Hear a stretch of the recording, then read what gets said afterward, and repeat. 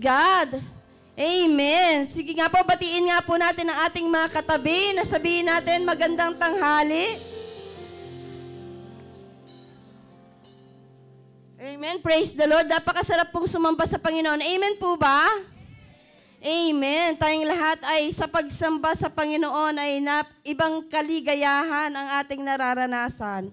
Amen po ba? At sa hapon pong ito, kagaya ng mga inawit natin, mga love songs natin sa Panginoon, ang ating pong team for the month of February sa ating pong JIL, Jesus is Lord Church Worldwide, is about Christ love. So in behalf of our spiritual director, Brother Eddie Villanueva, kayo po ay binabati ko na isang magandang hapon at Happy Hearts Day na kasi February na, no? So ang dami daw pag February, ang daming nai-in-love. Tapos sa February, ang dami ding umaasa, di ba? Umaasa mabigyan ng flowers.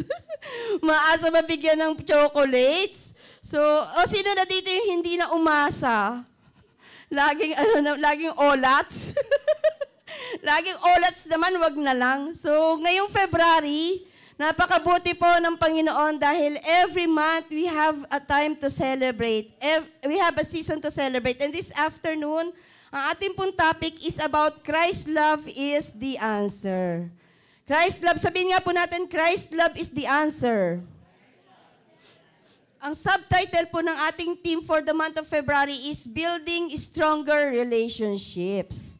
Sino dito yung gustong magkaroon ng, hindi lang relationship, sabi sa akin ng isa, kahit hindi na strong ate, basta relationship. Bumaba, no? Kahit hindi na stronger, basta relationships. So, basahin po natin in 1 John chapter 3, verse 16. This is how we know what love is. Jesus Christ laid down His life for us, and we ought to lay down our lives for our brothers and sisters. Yan po ang ating team verse for the month of February. Basahin ko lang po yung, ang ganda kasi nung parang sanaysay, ang tawag doon, yung mga explanation ng ating eduk team ng JIL. Sabi dito, as human beings, we were wired for social connection. Ibig sabihin, gusto daw nating laging nakakonect sa mga socially. Sino dito may mga Facebook? Ayaw na ng Facebook. Sige na, ako na lang yata ang nasa Facebook. Sino dito ang nasa Instagram? Okay, ayaw umamin talaga. So, yung X, ano ba yan? Yung mga X, di ba? Hindi ko pa nakita yan. Twitter daw yata dati yan. So, marami tayong social media. Gusto natin lagi tayong connected kasi gusto natin nakikita yung mga bawat buhay ng mga kakilala natin o yung mga kaibigan natin. We always wanted to be connected. Amen po ba? Amen. Kapag ikaw ay malayo ang mga kamag-anak mo, kunwari ikaw nasa Manila nakatira, tapos nasa Visayas yung pamilya mo, di po ba gusto nyo maging connected sa kanila? Kaya lagi kang nagme-messenger. Yung mga ina, na alas 6 na wala pa yung mga anak ninyo, anong ginagawa natin? Tinetext natin yan kasi gusto natin ang maging connected tayo sa kanila. Updated, di ba? So, most of us cherish and long for strong, happy, peaceful relationship. Siyempre naman po, di ba, gustong-gusto natin ng mayroon tayong karelasyon. O gustong-gusto natin ng may minamahal. Mga pang-old songs. Di ba, gustong-gusto natin ng may minamahal. But, how do we cope if our cherished relationship fail? Anong gagawin natin kapag ang mga cherished relationship natin ay nag-fail o nasisira? Where do we find the strength to love when our trust is shattered and we've been rejected? Grabe yung mga pangsanaysay ng eduk natin, di ba? Where do we find strength to love when our trust is shattered and we've been rejected? Napaka-painful, pang mga, tawag dito? Telenovela. So, napakaganda, no? So, ang ano po yung sagot ng ating pong team verse? Sabi dito, we follow Christ's example.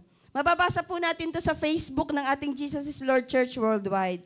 In 1 John chapter 3, verse 16, yung binasa nating verse kanina, He loves us unconditionally, even to the point of giving up His life for us, unworthy sinners as we are. Romans chapter 5, verse 8, but God demonstrates His love for us in this, while we were still sinners, Christ died for us. So yan po yung pinakabuod ng ating pong topic at bababasa din natin yan sa ating JIL Facebook page. So nung bata po ako, kapag nag-aaway kami ng mga kapatid ko, hindi ko naiintindihan bakit si nanay may pag-iyak pa. Natatandaan ko, nag-away kami ng kapatid ko kasi dahil sa pagsasaing, di ba? Sabi ko sa kapatid ko, ikaw na kasi magsaing. Utusan din ate ako, di ba? Kapatid, nakakabata. Ayoko nga magsaing. Naghugas na ako ng pinggan kanina. Sabi ng kapatid ko. Sabi ko sa kapatid ko, mamatay ka na sana! Sabi ko sa kapatid, alam mo ginawa ng nanay ko? Binato kami ng kaldero. Tigisa kami yung takip sa akin. Yung isang kaldero naman sa kabila. Hindi ko naiintindihan bakit ang mga magulang noong unang panahon pa ng Hapon, nasasaktan sila kapag nag-aaway ang magkakapatid. Pero nung naging magulang na po ako, at naranasan ko na maging magulang at magkaanak, doon ko na-realize na masakit pala sa isang magulang na ang mga anak ay nag-aaway. Amen po ba? Amen. Kahit ikaw siguro, panganay ka o kapatid ka, nakita mo magkaaway, broken relationship, magkahiwalay yung mga magulang mo. Ang mga bata, kapag naghihiwalay ang mga magulang, unang nasisira ang buhay ay yung mga bata. Hindi yung mga parents o hindi yung mga mag-aasawa. Na yun ko naiintindihan na ganun pinapahalaga ng mga magulang ang relationship. Tayo bilang, kung ikaw ay hindi ka pa magulang o ikaw ay anak o kapatid, kapag ikaw ang mga nasasaktan yung mga kapatid mo, di ba? Naaapektuhan tayo. Kasi tayo daw pong mga Pilipino ay mapagpahalaga sa pamilya. Kaya nga sa isang bahay, di ba? Ang mga ibang lahi, mga family lang sila, anong tawag dito? Mother, father, mga anak, sila lang yung magkakasama kasi pag nag-asawa na, lilipat na. Tayo, ano po ang setup na isang pamilya ng isang Pilipino? Nanay, tatay, anak, magulang, nag-asawa na yung anak, di ba? Andun pa yung lolo, lola. Ayaw nating maghiwa-hiwalay. Kasi mahal natin ang isa't isa at mahalaga sa atin ang relasyon. So, ganun tayong mga tao, o ganun tayo bilang mga Pilipino, mahalaga sa atin ang relasyon. And you know what? God is the author of relationship. Si God, ang Panginoong Hesus, siya ang pinaka-author ng relasyon. At if we will remember in Genesis, when He created the first relationships between God and man and woman, God has established a bridge to us. Mababasa po natin yan in Genesis chapter 1 verse 27. Sabi po dito, so God created mankind in His image. In the image of God, He created them. Male and female, He created them. So ang Panginoon daw ang author ng ating unang relasyon. Nakailang relasyon ka na kaya? Wow. Baka nakakarami ka na brother Baka mag-isip-isip ka. Baka dumating na si Lord, hindi ka pa nakapag-settle down. Baka naman ikaw, sister, nakakarami-rami na rin. So, mag-isip-isip po tayo, no? Sabi ng Bible, si God, ang author ng first relationship. And in 1 John chapter 3, verse 1, sabi po dito, the Bible emphasizes the importance of relationships. And the depth o ang lalim ng pagmamahal ng Panginoon sa ating lahat. Yan po yung ating pinaka-theme verse. Basahin nga po natin. 1 John chapter 3 verse 1. Tingnan ninyo kung gaano kalaki ang pag-ibig sa atin ng Ama.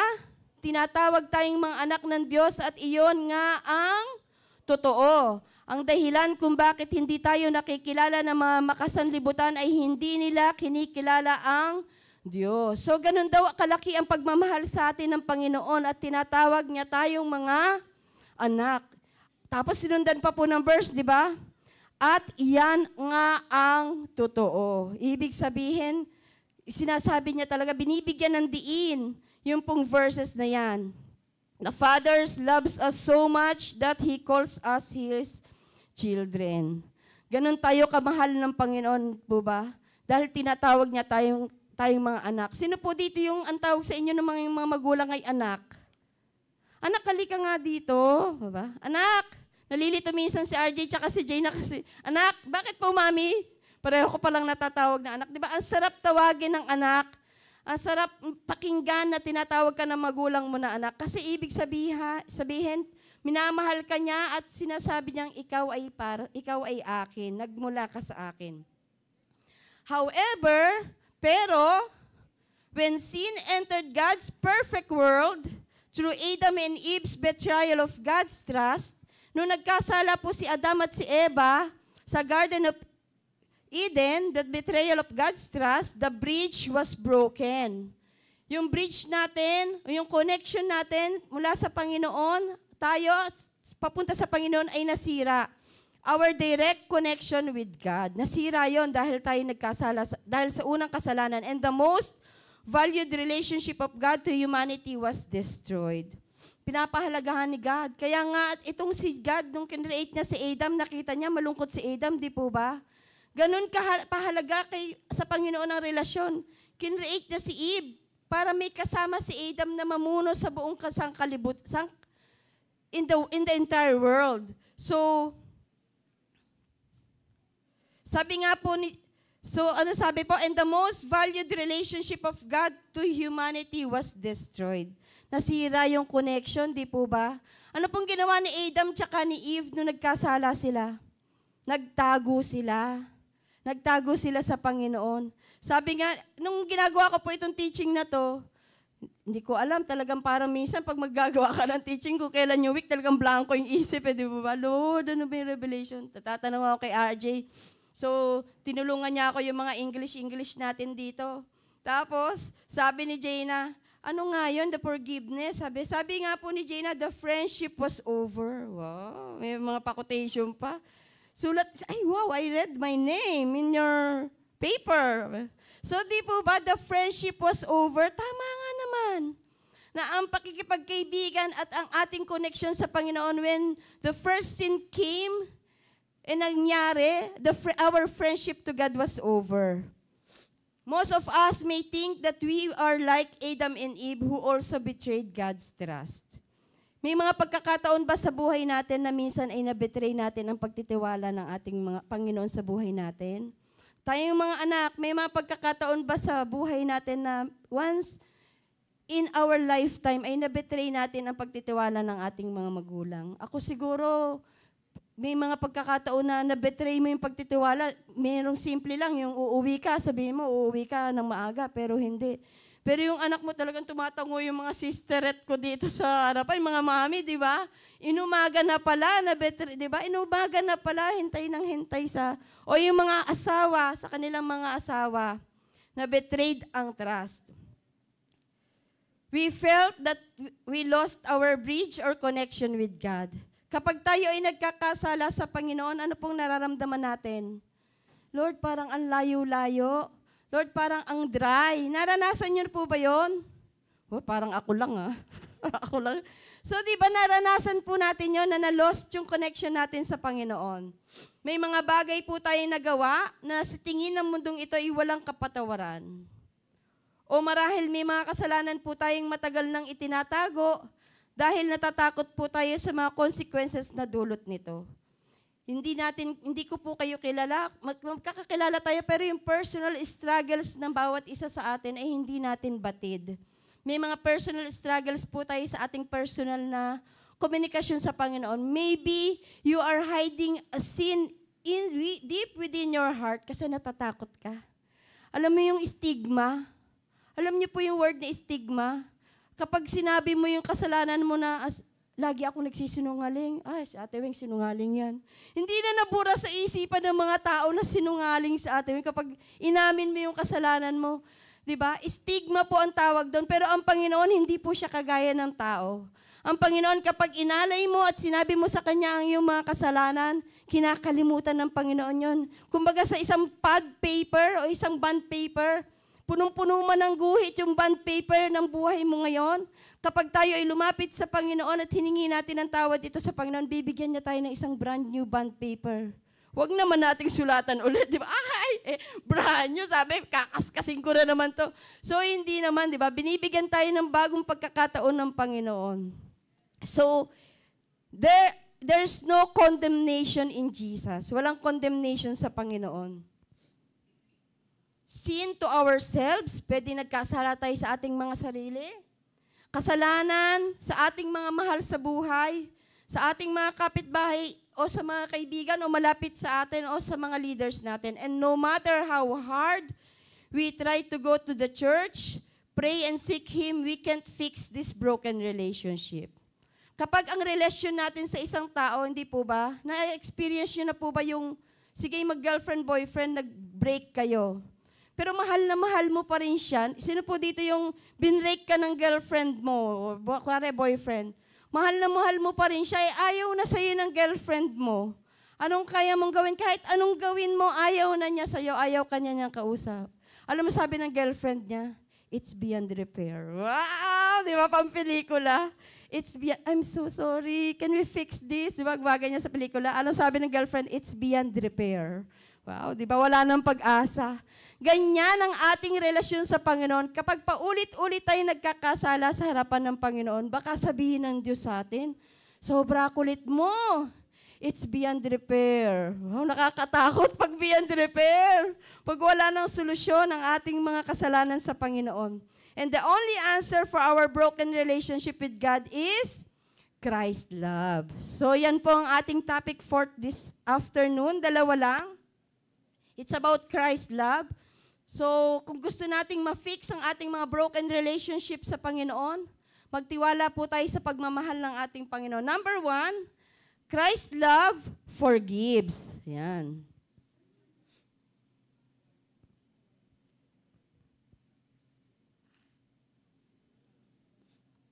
Christ's love forgives. In John chapter 3:16, but because of God's great love, He made a way to restore our broken relationship with Him by sending His Son, Jesus Christ, to save us from our sins.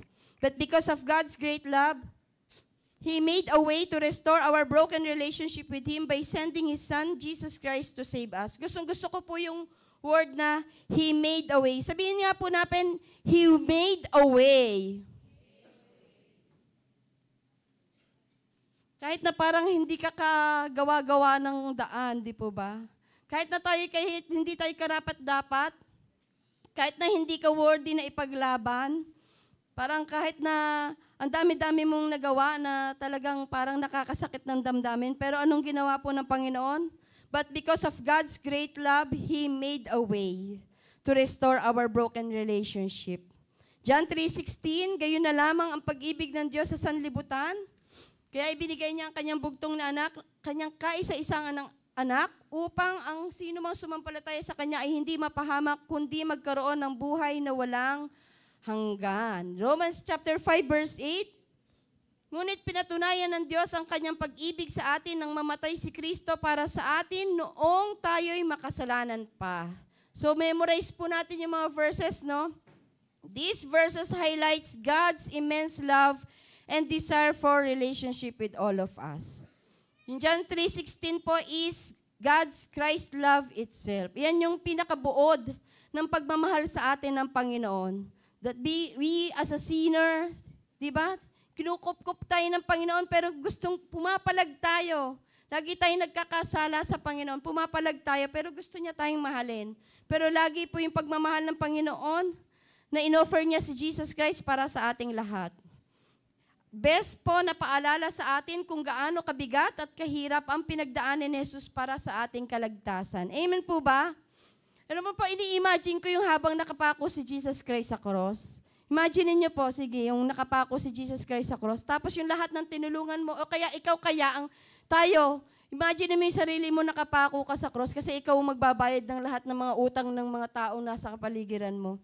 Tapos, di po ba, yung mga tao na nasa ibaba, na tumitingin sa'yo, ay lahat ng yun, tinulungan mo, pinagaling mo, minahal mo, di po ba? Yung betrayal, yung pain, hindi lang masakit, siguro mas masakit yung nararamdaman ni Jesus Christ kesa yung sakit ng katawan na naranasan niya. So, ganun po yung naranasan ni Jesus Christ. Para lang tayo lahat ay fixing the broken heart. Wag na nga, maaalala pa yung mga age natin. Si Det, alam yun eh. Fixing your broken heart, di ba? Para i-fix yung broken heart mo, nagsakripisyo si Jesus Christ para sa ating lahat. And this verse highlights God's immense love and desire for a relationship. So meron po ako isang testimony, yan, tawagin ko lang si Micah, na isang tao na talagang naranasan niya yung transformation na nagmumula sa Panginoon. So a life transformed by grace, the testimony of John Newton. Pag-pray po natin nun, mahigsi lang talaga ang turo ko ngayon. In Jesus' name. Yeah. John Newton's life is a powerful testament to the transformative power of God's forgiveness and grace. Sino po nakakakilala kay John Newton? Yes, wala pa. First time, yeah. First time. Born in 1725 in London, Newton's early life was marked by hardship and rebellion. Losing his mother at a young age, di ba? Ang hirap mawala ng ina kapag bata ka pa. He was sent to sea with his father where he quickly adopted a reckless and sinful life.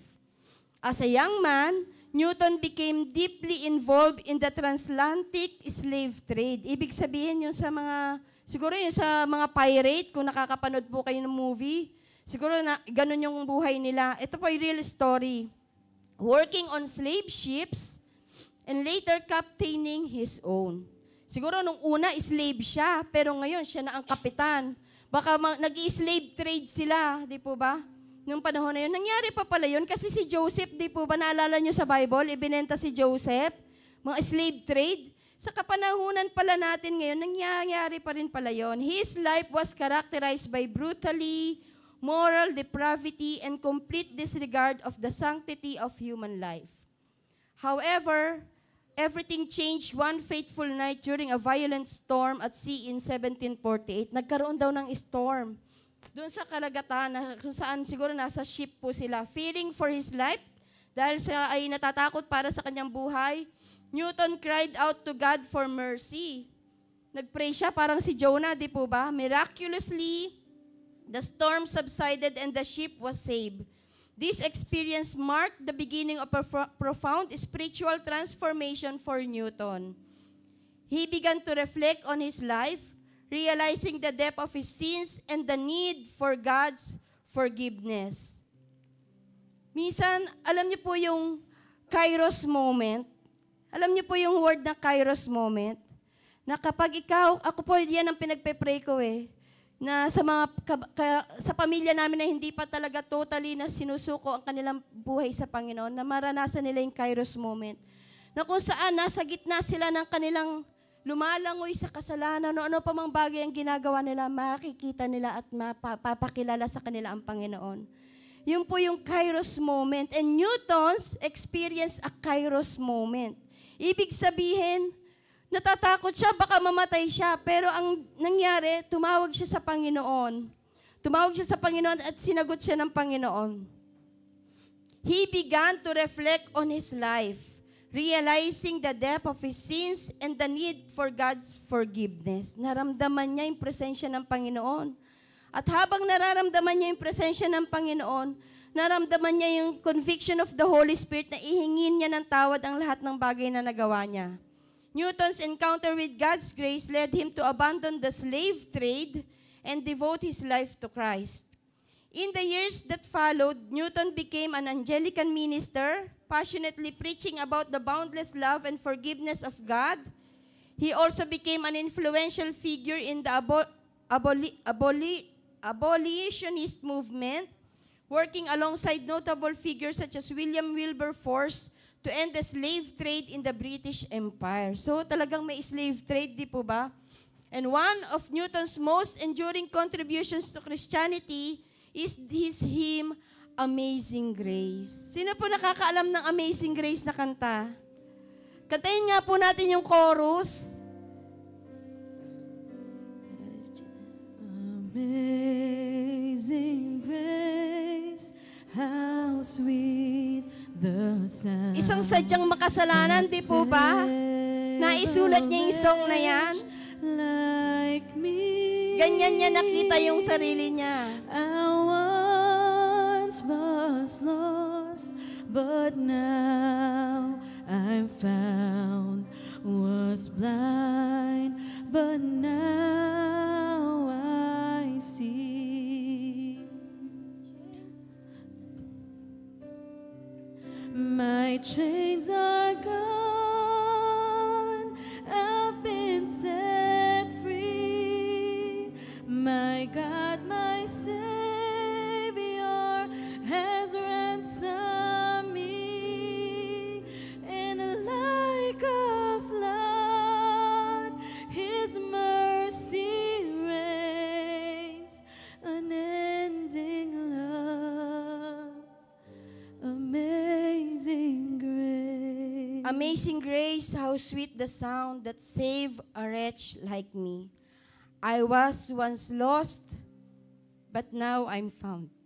Pag naalala mo na minsan sa buhay mo, lost ka, pero nakita ka at nahanap ka ng Panginoon. Isn't it amazing?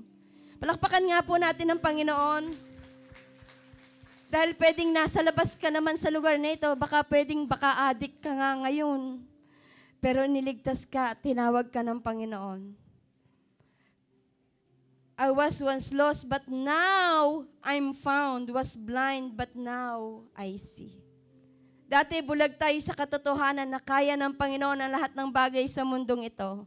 Pero ngayon nakikita na natin ang Panginoon sa buhay natin, that He is real at siya ay totoo. Resonate with countless believers, offering hope and encouragement to those seeking redemption.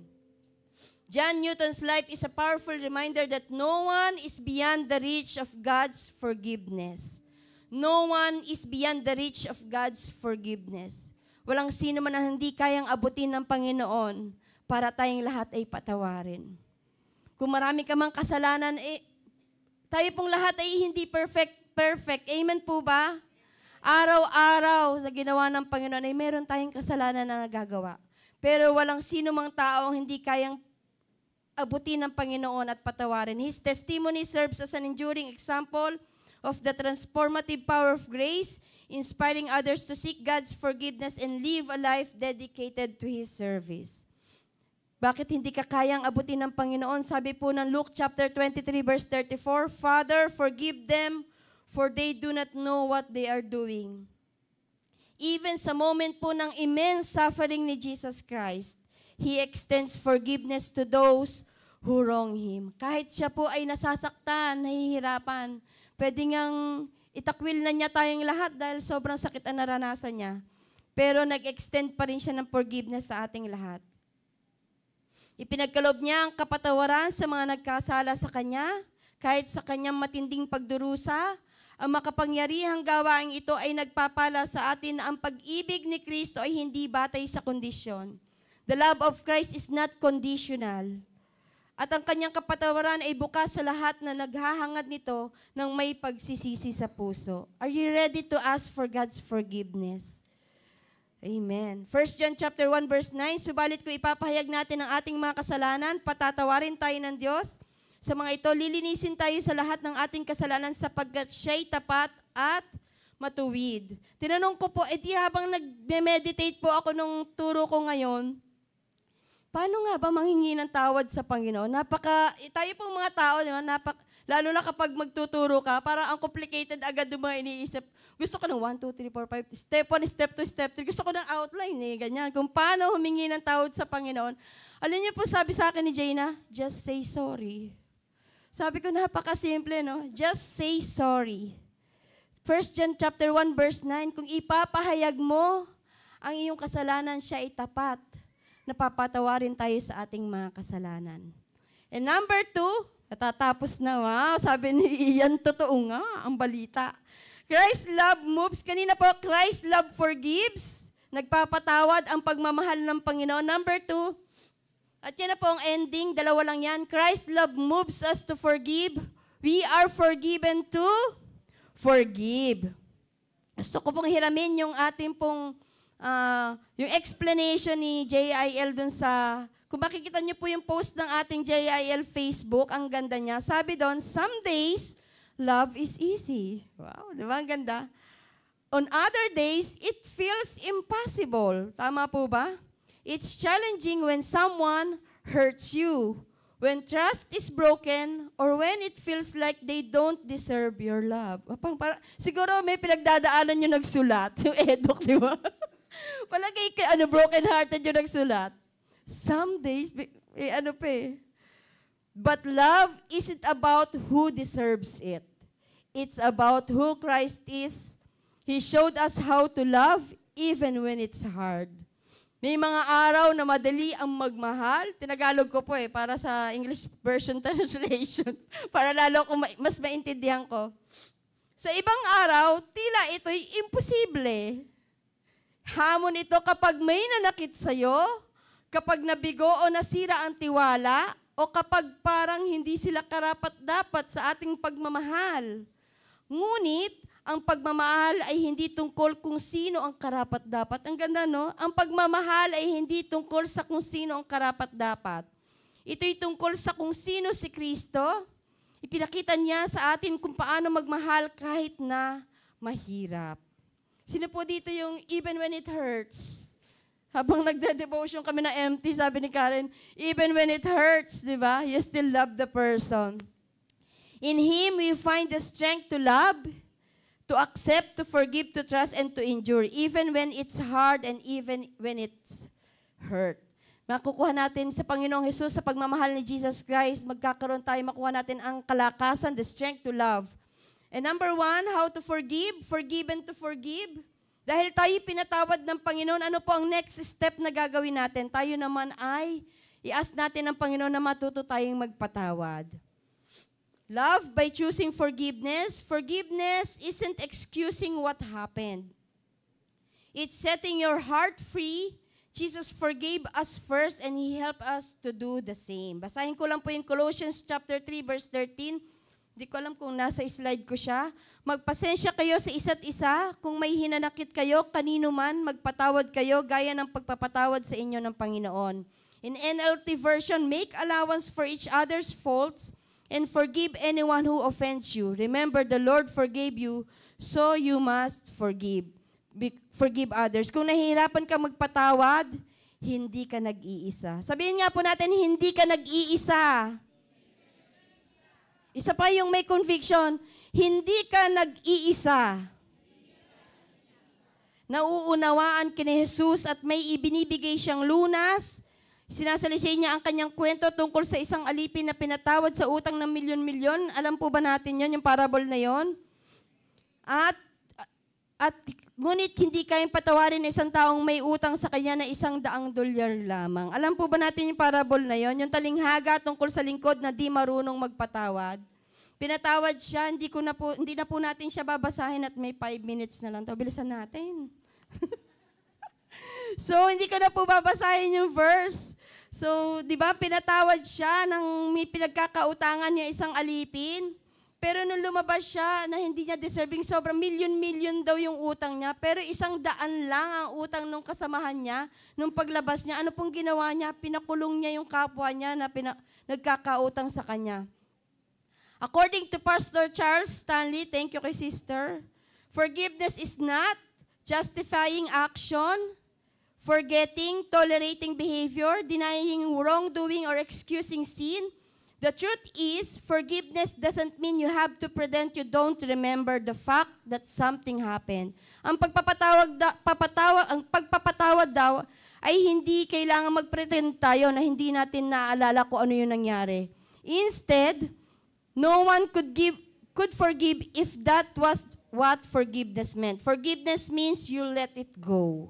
You let go of your bitterness and your desire to revenge. Ito na po yung ending na natin. I want to end with this practical application. How can we truly forgive? Yan. So number 1 is, ano pong kailangan natin gawin para tayo ay makapagpatawad? We choose to forgive.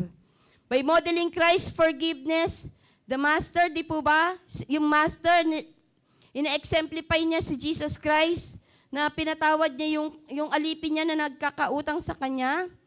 He chose to cancel the debt or wrongdoing. Forgiveness doesn't usually start with feelings, but with the decision of our will to say, Lord, you have forgiven me, so I choose to forgive this person who has wronged me by your grace. So dahil pinatawad tayo ng Panginoon, tayo ay hihingi ng grace at lakas, strength sa Panginoon na tayo naman ay makapagpatawad. Why forgive? Bakit tayo magpapatawad? Because we were forgiven by God. Amen po ba? Amen. Sino ba tayo na tayo pinatawad na at hindi natin kaya? Pero mahirap yun dahil tayo mga tao lang. Kaya nga kailangan natin ng Christ love that will move us to forgiveness. Ephesians chapter 4 verse 31 to 32. Get rid of all bitterness, rage, and anger, brawling, and slander, along with evenly form of malice. Verse 32. Be kind and compassionate to one another, forgiving each other just as in Christ God forgave you. When our hearts feel cold or indifferent toward the person who has hurt us, minsan di po ba, na-experience niyo po ba, o sa mga asawa, kapag nasaktan ka ng asawa mo, ano nararamdaman mo? Minsan parang nawawala ang pagmamahal, hindi po ba? Kasi ang pagmamahal ay hindi naman yan 100% na laging nasa puso natin. Pero minsan kapag nasasaktan ka, nag-fade yung love. Let us ask God to give us His heart for them. Kapag nag-fade daw ang pagmamahal natin sa ating mga loved ones, sa ating mga pamilya, magulang na nakasakit sa atin, God, let us ask God to give us His heart for them. He forgives, at sabihin natin, He forgives through me. Nagpapatawad ang Panginoon sa pamamagitan ko. He loves through me, and it is a supernatural work of grace within my soul that can only come from Him. Supernatural grace po ang magpatawad. Sabihin nga po natin, supernatural grace. Dahil tayong mga tao, kung ako lang ang mamimili, parang ayokong magpatawad. Di ba? Yung pinutangan ka, utang ng utang, di po ba, paulit-ulit, tas hindi na nagbayad, tapos sabi, nagalit pa sa'yo, parang ayoko rin patawarin. Yung mga asawang lalaki sa secular, na ang daming mga girls, di po ba? Tapos pagka may sakit, alam niyo, marami akong istorya at real life story ng mga kaibigan ko na gano'n. Yung tatay nila, sumakabilang bahay, tapos nung nagkasakit yung tatay niya, sila yung nag-alaga. Kaya mo bang patawarin? Hindi natin kayang patawarin yung mga bagay na yun. That is just a supernatural grace that comes from the Lord. Sabi po ng Matthew, ano pa po, bakit kailangan nating magpatawad? It is a command and a prerequisite for God's forgiveness. Command. Ibig sabihin, sinabi ng Panginoon sa atin yun na tayo magpatawad. Kung command, at kapag tayo may unforgiving spirit, ibig sabihin, it is a sin. Kasalanan pala yun, na kapag tayo ay hindi tayo marunong magpatawad. Pero dahil tayo ay mga tao lamang, kailangan natin ng supernatural grace na nagmumula sa Panginoon. Sino po ang nakakakilala sa ating pong president, si Elpidio Quirino? Basa. Hindi ko na inabot yun, sabi ng mga millennial. Sabi ni Mama Celia, hindi ko inabot yan. Talagang hindi natin inabot si President Elpidio Quirino dahil siya po ay panahon pa ng Hapon. So si President Elpidio Quirino's wife, Alicia Sica Quirino, and 3 of their children, si Norma, si Louie, and Defe, were tragically killed by the Japanese soldier during the Battle of Manila in 1945. Kung babasahin po natin yung story ng ating kasaysayan, yung family po niya ay tatakas, attempted to flee. Pero, dahil alam niyo po ba yung kung siguro yung pulang araw, no? Sabi nga ni Pastora, yung pulang araw, nanonood sila ni Mama Sel. Pero nung palalim yung violence, parang hindi na daw niya kaya. Parang pinoportray pa lang yung real life story, hindi pa natin yung alam kung ano yung totoong nangyari. Yung mga Japanese daw nung araw sa bansa natin ay napaka-cruel. Ibig sabihin, ano ba sa Tagalog yung cruel? Malupit, napakalupit po nila, no? So itong pamilya ni President Elpidio Quirino ay tumakas. At nahuli sila ng mga sundalo. Alam niyo pong ginawa, inasasin yung asawa ni President Elpidio Quirino. At yung mga anak niya, 5 yung anak po niya eh. So 3 yung kasamang tumakas. Yung 3, alam niyo pong ginawa? Dahil nakita yung bata, siyempre yung bata, mga maliliit pa, humahabol sa nanay nila, binaril yung nanay nila.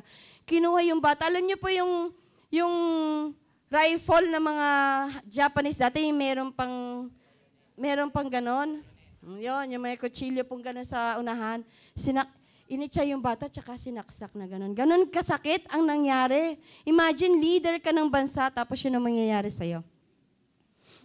So, devastating loss deeply affected Quirino, but he later chose to extend forgiveness to the Japanese soldiers, demonstrating remarkable compassion and strength. President Elpidio Quirino's act of forgiveness towards Japanese soldiers is a remarkable story of compassionate and reconciliation. Despite the personal tragedy he faced during World War II when his wife and 3 children were killed by Japanese troops during the Battle of Manila, Quirino chose to extend forgiveness. Grabe, no? Kasi alam niyo po, do president na siya, di po ba? Tapos may mga naiwan na Japanese na nakakulong dito sa bansa natin. Alam niyo pong ginawa ni President Elpidio Quirino? Pinakawalan niya yung mga Japanese. Ako talaga, bibitayin ko lahat yun. Kung ako yun nasa lugar ni President Elpidio Quirino, susunugin ko lahat sa pugon. Di po ba? Pero anong ginawa ng presidente natin? In July 1953, Quirino granted executive clemency to over 100 Japanese prisoners of war who had been sentenced for war crimes. Di ba? Naiwan niya mga yan eh. Susunugin ko talaga lahat. Di ba? This decision was made at a time when anti-Japanese sentiment was still strong in the Philippines. Nag-decide siya. Pero dahil yung sentiment, ibig sabihin, marami pang naabuso, hindi po ba? And Quirino's act of forgiveness was seen as a significant step towards healing and rebuilding friendly relations between Japan and the Philippines. His decision was influenced by the persistent appeals from Tatsuo Kono, a Japanese military painter who sought clemency for the prisoners. Quirino's act of forgiveness not only helped to restore diplomatic relations but also paved the way for a lasting friendship between the two nations. Quirino's legacy of forgiveness is commemorated in both the Philippines and Japan, highlighting the power of compassion and the impact of choosing reconciliation over revenge. Kaya nga ngayon ay na-enjoy natin. Nakakapunta kayo sa Japan, di ba? Kasi hanggang ngayon ay tinatanay na utang na loob ng mga Japanese yung forgiveness na binigay ni President Quirino sa kanilang lahat. So, palakpakan nga po natin minsan pa ang Panginoon. President Quirino, Elpidio Quirino, hindi natin alam kung Christian siya. Pero it takes a supernatural courage and strength to forgive someone. Hindi lang na-hurt no? Na pinatay ang pamilya mo. Kilala niyo po ba si Pastor Peter Tanchi and his family? Yung sa CCF na, di ba? Alam kong most of you, alam niya na yung istorya niya. Nag-Bible study siya. Naiwan yung anak niya sa bahay. Tapos nagang-rape sila. Nagang-rape yung kanyang anak, may mga pumasok sa bahay niya, tapos na-rape yung anak niya. Gaano kasakit bilang sa isang magulang yung nagba-Bible study ka. May gawain ka, pero hindi mo alam kung ano yung nangyayari sa anak mo. And eventually,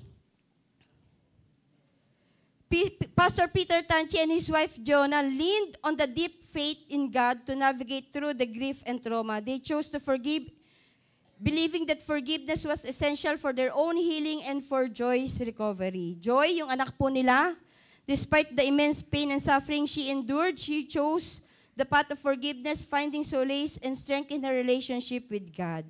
So that is so powerful. We so often think that we need to wait for the feelings to come before we obey a command of God. Minsan hinihintay natin na mawala yung feelings. Pero hindi po pala, no? Anong sabi ng Panginoon? We choose to forgive. It is a choice. Choice po natin na magpatawad. It's not a matter of whether the other person deserves forgiveness or not. Hindi ibig sabihin kailangan deserving siya sa ating pagpapatawad.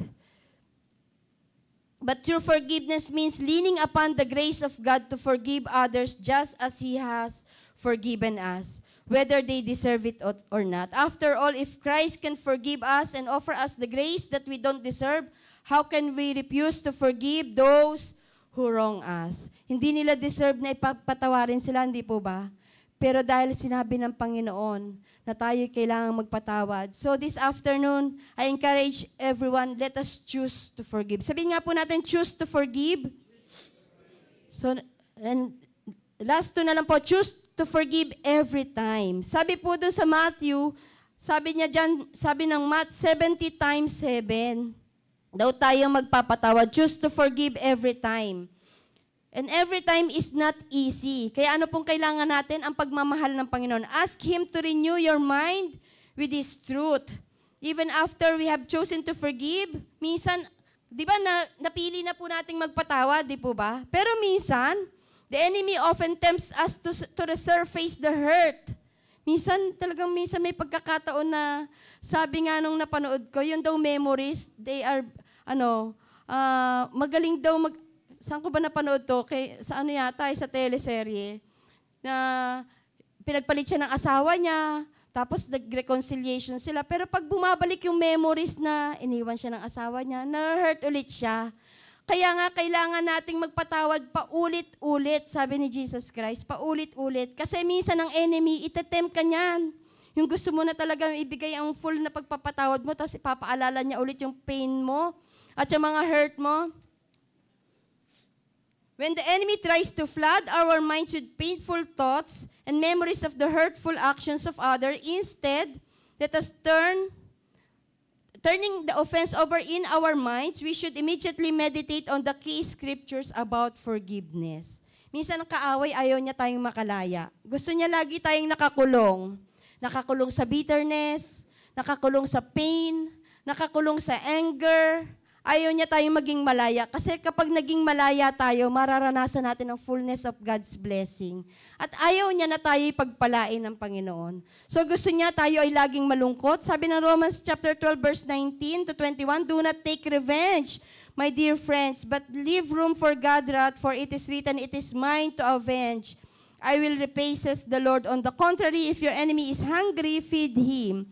If he is thirsty, give him something to drink. In doing this, you will heap burning coals on his head. Do not be overcome by evil, overcome evil with good. May nakita po akong post sa Facebook, sinabi daw ni Tony Gonzaga. Hindi ko naman personally narinig. Sabi po niya, a lot of families exist today because the mom chose to forgive.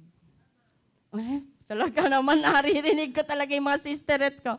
So, di ba, tama po ba mga mommies? A lot of families exist today. Maraming pamilya ang buo pa hanggang sa ngayon. Dahil maraming mami ang namili at palagi-laging nagpapatawad. Di po ba? Sabi ng nanay ko sa akin, kasi si tatay may text me dati, talagang nade-devastated ang buhay ko, devastated. Alam mo sabi ng nanay ko, walang perfect family. Diba? Walang perfect family. Ibig sabihin, she always chose to forgive. Lagi niyang pinipili ang pagpapatawad. Lagi niyang pinipili every time na magpatawad. Kahit gaano ka kapagod, hindi ka pwedeng, baka maiyak ako dito, sinabi ni Tony Gonzaga. Baka maiyak yung mga mami, ha? Pakihanda na lang yung mga tissue. Kahit gaano ka kapagod, hindi ka pwedeng mapundi dahil pag napundi ang nanay, delikado ang pamilya. Kaya dapat laging shining bright lang ang nanay. Pero ang galing nga ng nanay kahit broken on the inside, umiilaw pa rin sa tahanan. Tsaka dito natin makikita na may rason ang lahat ng pagsubok sa buhay, gaano man kasakit. Parang nagbabasa ako ng Dear Joe, Kung pagdurasaanan tayong pagsubok ngayon sa buhay, hindi natin agad makikita kung ano yung reason. Parang while going through the storm, wag mong i-analyze kasi sa kakaisip mo, lalo kang malulugmok at madidepress. Basta ang goal is malampasan ko to. A mother's role in the family is incredibly powerful. That's why you still have families. Kasi hindi natin alam yung pinagdaanan ng mga magulang natin nung una. Nung sila pa ay nagsasama, dahil lagi silang nagpapatawad. And lastly, choose to forgive every time and trust God. Kanina po, we choose to forgive. Succession, no? Thank you kay Sister Karen talaga. Choose to forgive every time. And lastly po, before we pray, choose to forgive every time and trust God. Magtiwala tayo sa Panginoon dahil hindi natin kaya. When we are hurt by those close to us, it can significantly impair our ability to trust others. Kapag tayo ay nasaktan ng ibang tao, ano pong nasisira? Ano po yung nawawala sa atin? Kapag tayo po ay nasasaktan, nawawala ang ating tiwala. At alam niyo po ba sa isang relasyon, si strong relationship, hindi lang pagmamahal ang kailangan sa isang strong relationship. Kailangan din ang pagtitiwala. Napaka-importante kasi kapag ang pagtitiwala ay nasira, ito po ay mahirap nang ibalik, kundi sa grace ng Panginoon. In Genesis chapter 50, in chapter 37 to 50, makikita po natin yung story ni Joseph. Sino po nakakakilala kay Joseph? Joseph the Dreamer, di po ba?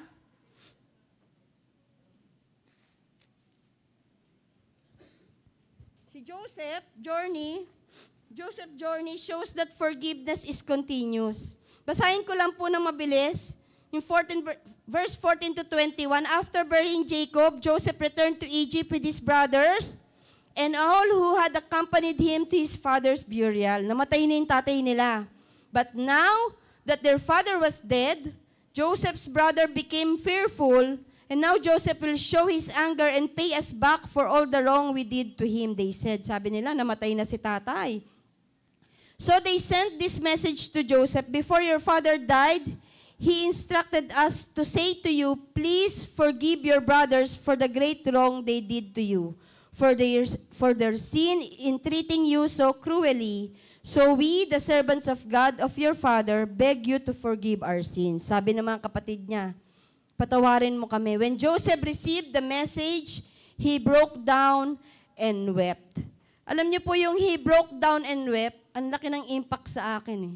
Kasi alam niyo po si Joseph, di ba? Ang dami niyang pinagdaanan sa buhay kung napanood ninyo o nabasa ninyo yung story ni Joseph.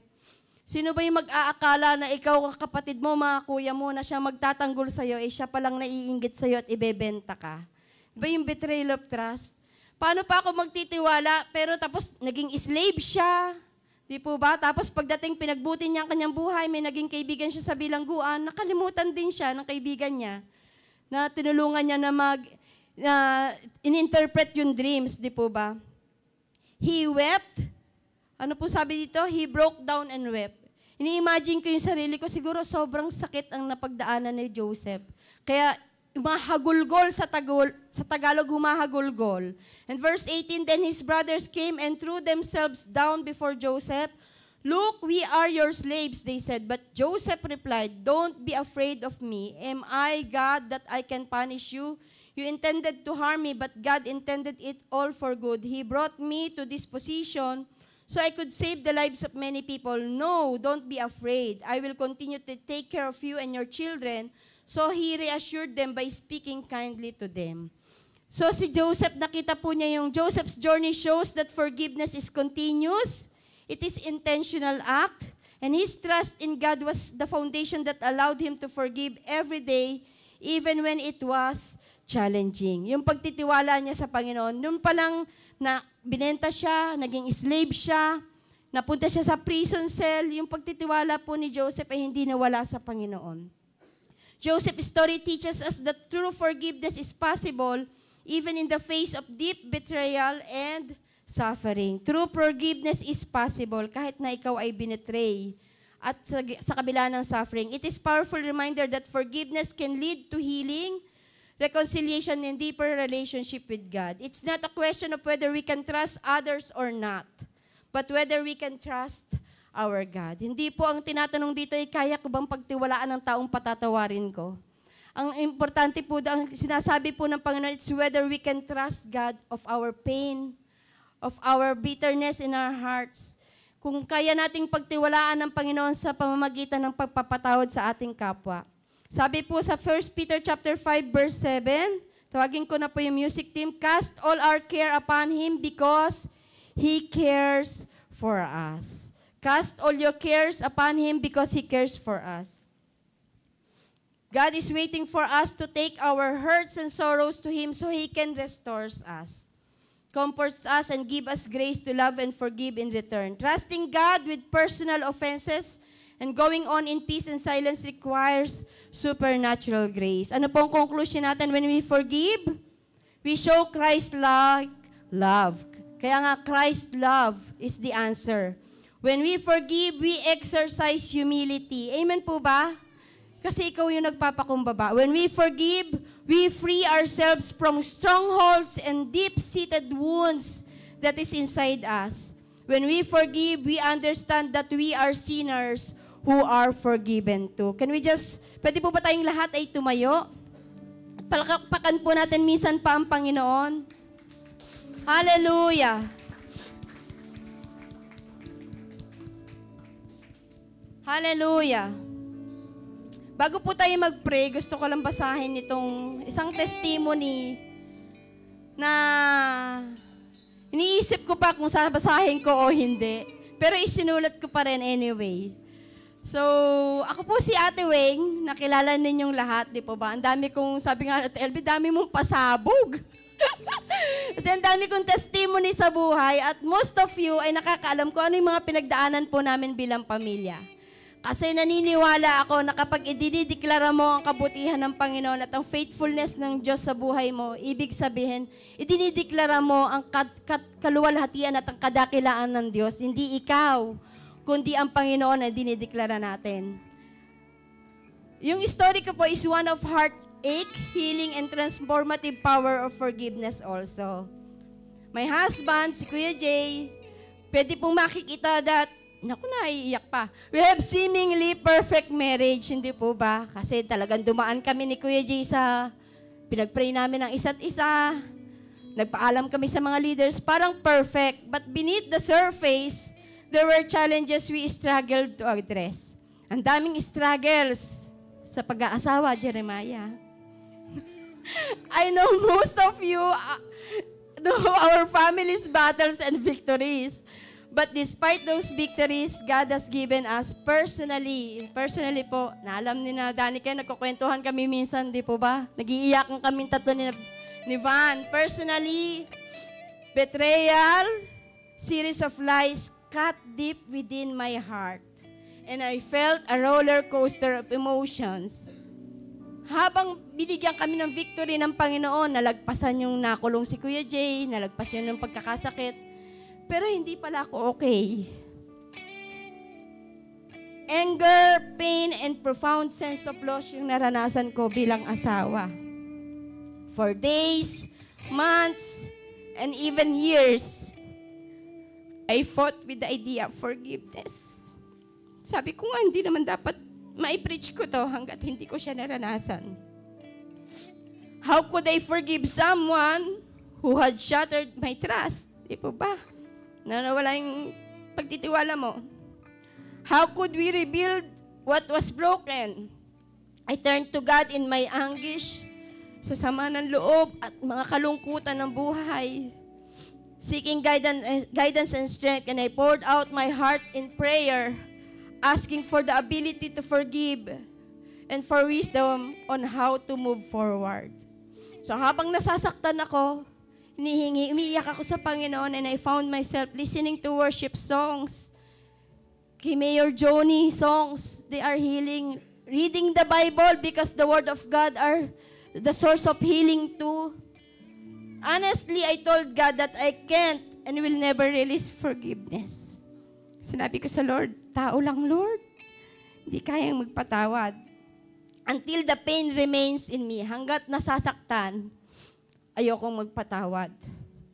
But in my quiet moments of reflection, I felt a gentle embrace from the Holy Spirit, reminding me of Christ's forgiveness. Jesus had forgiven me for my sins even though I didn't deserve it.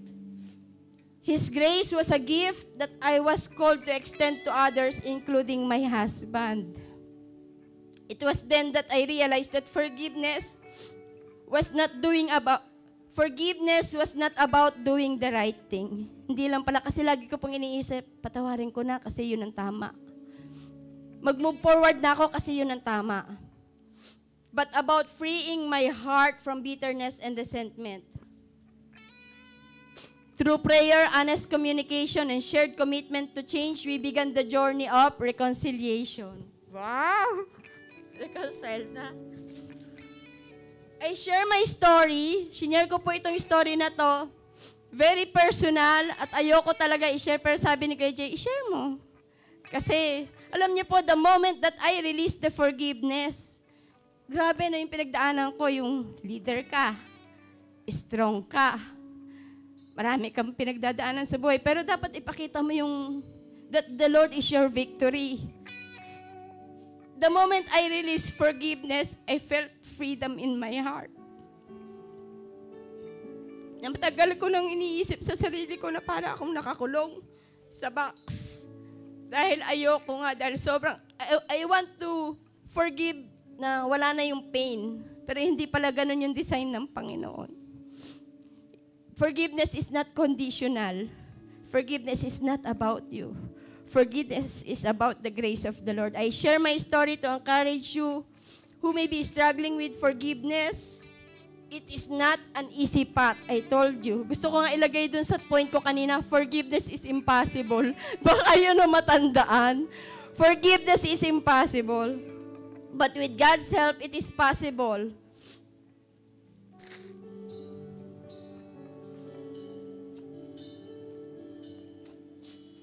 Forgiveness is a gift. We give ourselves a step toward healing and peace. And if you are facing a similar challenge, please know that you are not alone. Lean on God's strength and let Christ's love guide you on the journey of forgiveness. Can we just close our eyes?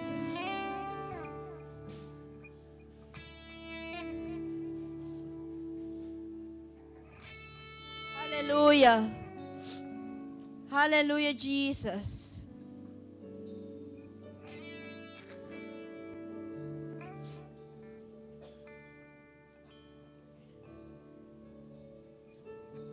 Jesus. Only your love can make a way, Lord. Hallelujah. All for love the Father gave. For only love can make a way. Jesus. All for love the heavens cry.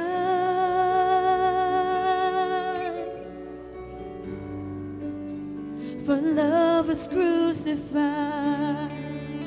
Oh, how many times have I broken your heart? But still you forgive. If only I ask. Oh, how many times have you heard me pray?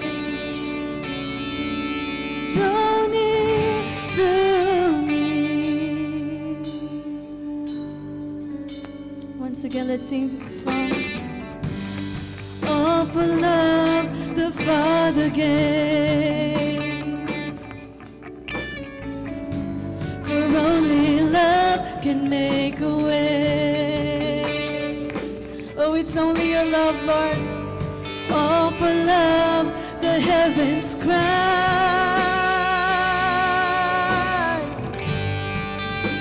For love was crucified. Oh, how many times have I broken your heart? But still you forgive. If only I ask. And how many times have you heard me pray? Draw near to me.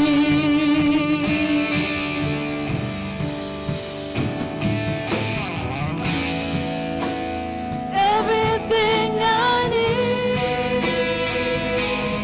is you, my beginning, my forever. Oh, everything we need, Lord, is your love. Hallelujah. It's you. It is you. Oh, everything I need, Lord. Everything I need is you. My beginning, my forever. Everything I need is you. It is you.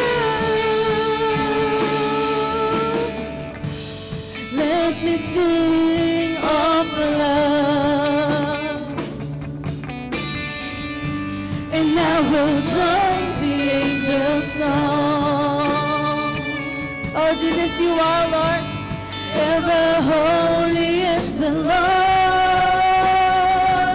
Oh, King of glory, King of glory, King of all. Oh, how many times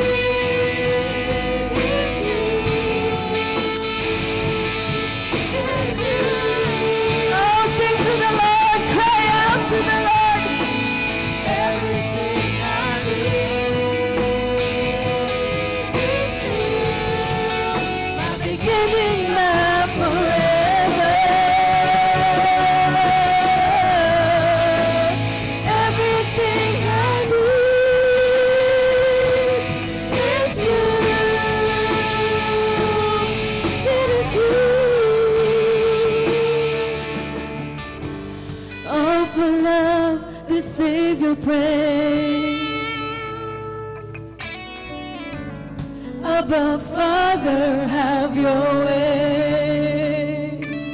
Yes, Lord. And though they know not what they do, let the cross draw us to you, Lord. And let the cross draw men to you. To you. To you. To you. Sing to the Lord. Everything I need is you. My beginning, my forever. Oh, Jesus. Everything I need is you. It is you. Everything I need, Lord. Everything I need, it's you. My beginning, my forever.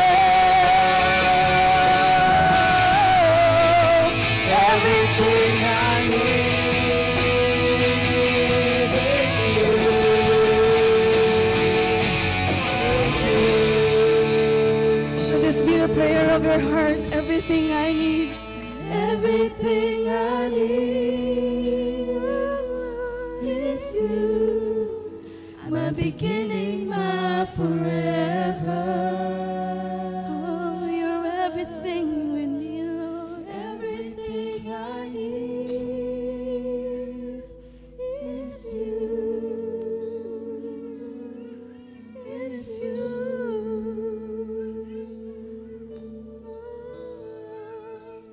Everything I need, everything that we need, Lord, is you, Jesus. Jesus, oh, we need you. Hallelujah. Jesus. Hallelujah, Jesus. We give you praise, we give you glory, we give you honor, God. Hallelujah, hallelujah. Hallelujah, hallelujah, Lord God.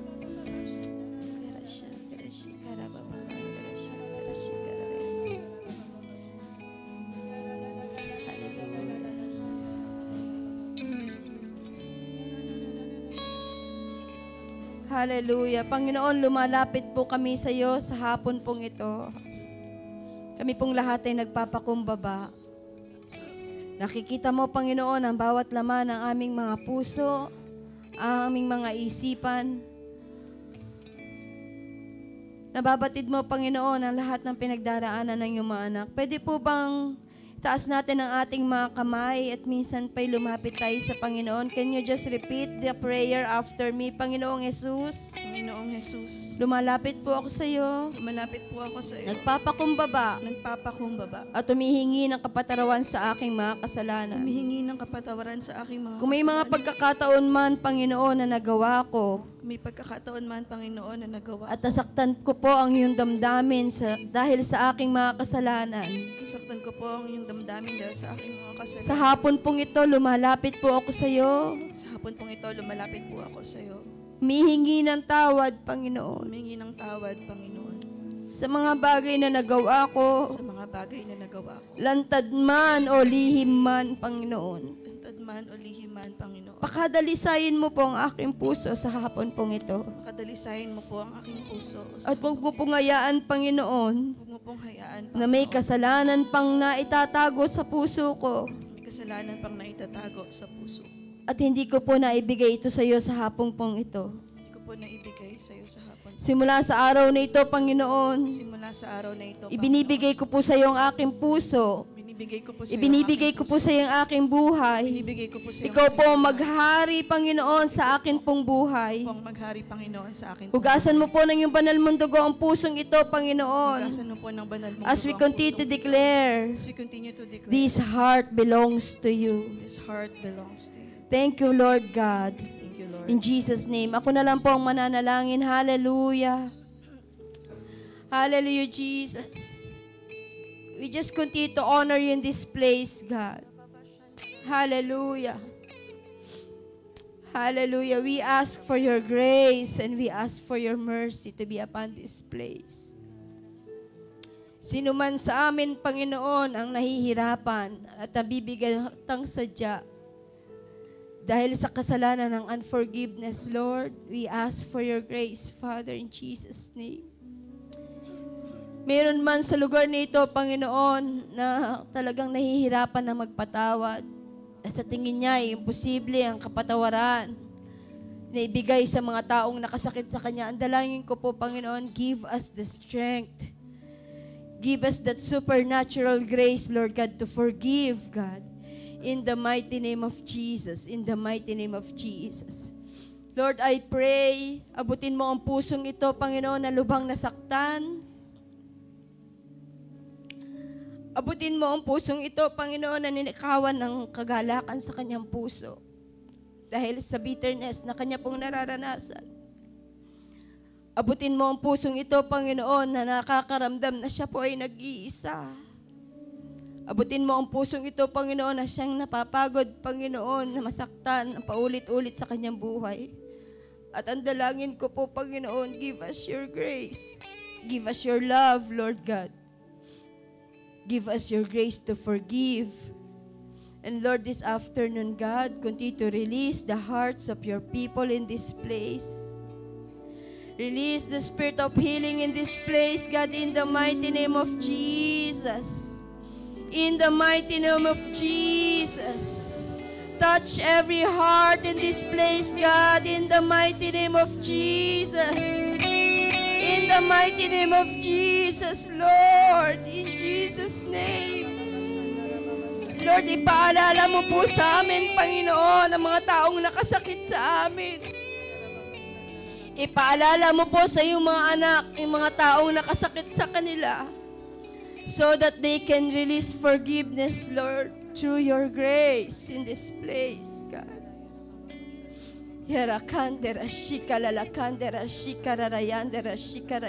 Sige po, you can pray your personal prayer to the Lord right now. And begin to release your heart to the Lord. The Lord is listening. The Lord understands.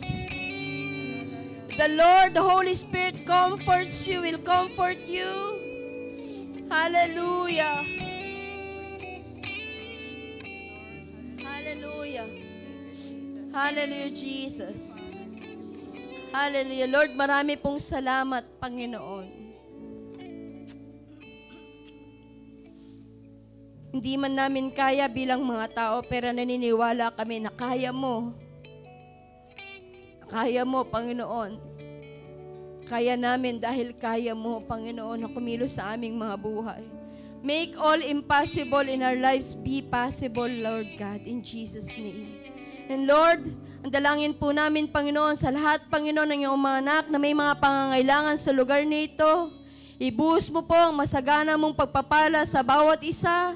Maging ito'y kagalingan, Panginoon, sa amin pong mga mahal sa buhay. Lord God, we pray that, and we declare that you are Jehovah Rapha.